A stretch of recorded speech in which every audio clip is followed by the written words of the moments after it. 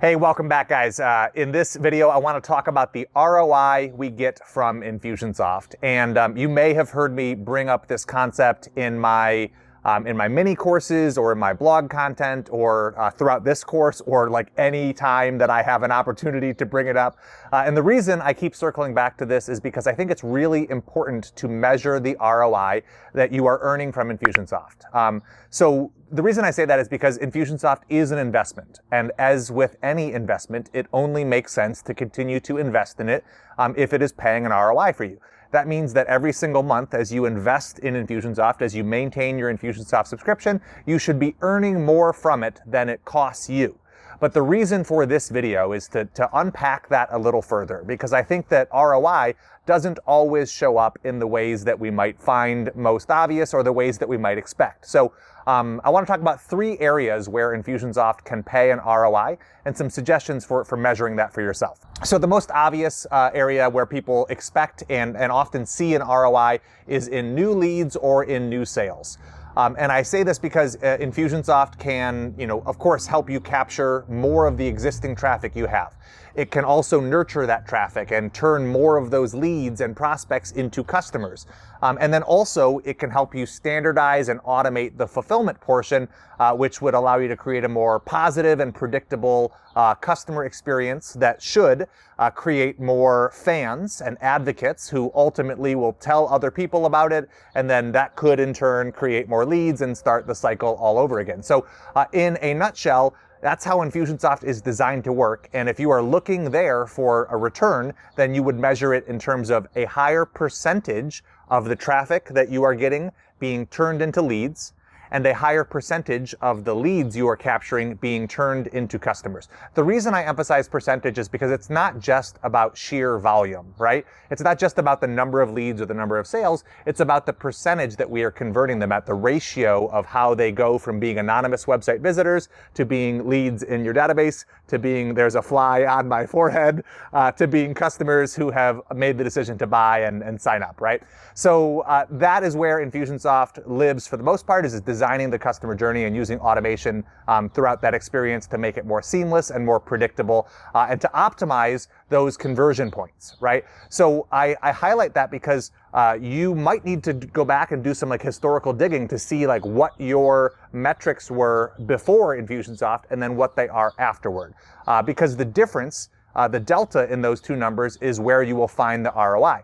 If you were capturing leads before Infusionsoft and if you were making sales before Infusionsoft, then it's not fair to credit Infusionsoft with all of the leads and sales that you capture now. It's only really Infusionsoft's job It's only really Infusionsoft's job to change, to improve that number, to increase those conversions. And so that's what I want you to look at, is not just the totals, but the percentages and how they have changed since adopting Infusionsoft. So the second area where Infusionsoft can pay an ROI is in time savings and in reduced headcount, right? So here's what I'm talking about. Because Infusionsoft is an automation platform, it allows you to do more with the input that you're already doing, right? So if you are already writing an email or already building out a marketing strategy or marketing effort, it allows you to reach more people with that singular initial effort, right? That's the whole goal of automation, is to scale the things you are already doing so that you can have a bigger impact or reduce the redundancies in terms of how you run your business. Now,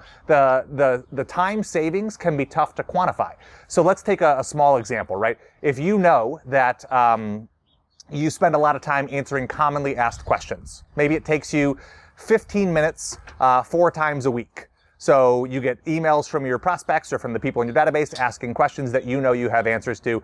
And then if you can take an hour of your time and build out a set of templates that you can deploy more rapidly that will answer the 10 most common questions that you get, then what will happen is you could answer those same questions every week, but instead of it taking you an hour or 15 minutes times 4 each week, now you can deploy them in a fraction of the time, right? So you put in an upfront investment of time in order to generate those templates, and then you get mileage out of those templates each week, which saves you the manual effort of having to write and rewrite those emails. And let's say your time, so let's, just to use back of the napkin math, say you are getting an hour of time savings.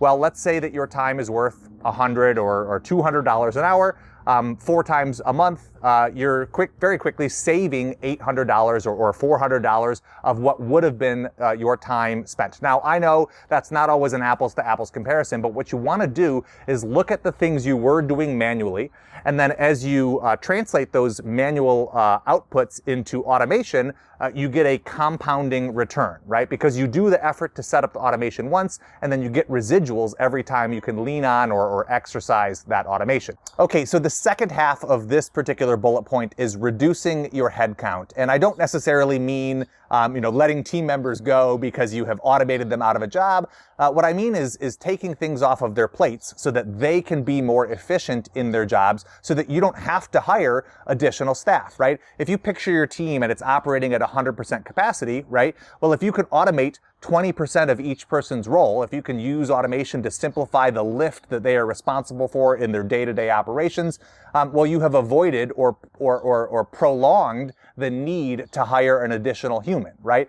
Now, the beauty of doing this with automation is that automation works 24 hours a day, and you can hire Infusionsoft for that role at a fraction of the cost it would take to have a human doing the same job. So by automating the things that are not the best use of your team, you're able to free them up to spend more time on the things that are the best use of their time and reduce the need for additional headcount. So that's the other way that you can find an ROI in terms of time savings, is by optimizing or increasing the efficiency in terms of the way your organization and your team structure works. Okay. And the third opportunity, or the third way that you can measure ROI within your business or within Infusionsoft's role in your business, is sort of less tangible, but I think it's important to highlight. And this is like the customer experience that you are creating. It's the wow factor that you're able to bake in, right? So if you, let's say, have no automation, if there's nothing that's automated, then you are naturally going to be limited in terms of what you can provide for your customers, simply because your time is finite and your bandwidth is finite. And so if you have a bunch of customers, they each get a fraction of the attention that you might be able to give them, right?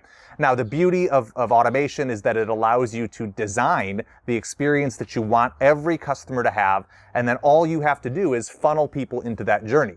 And by using automation, I'm not saying you are removing yourself completely from the equation. There may be junctures where you either have to or choose to keep human interactions. But what's happening is that as you automate the things that can be automated, you're freeing up human effort to really go above and beyond at the intersections where humans do get involved. So automation can pay a dividend in terms of increasing your customer experience, and therefore creating more positive and consistent results for your customers, and turning them into advocates or fans who promote your brand at a much higher rate. Okay, guys, that is it for this video. I think the ROI conversation is an important one. It's one that you should have regularly.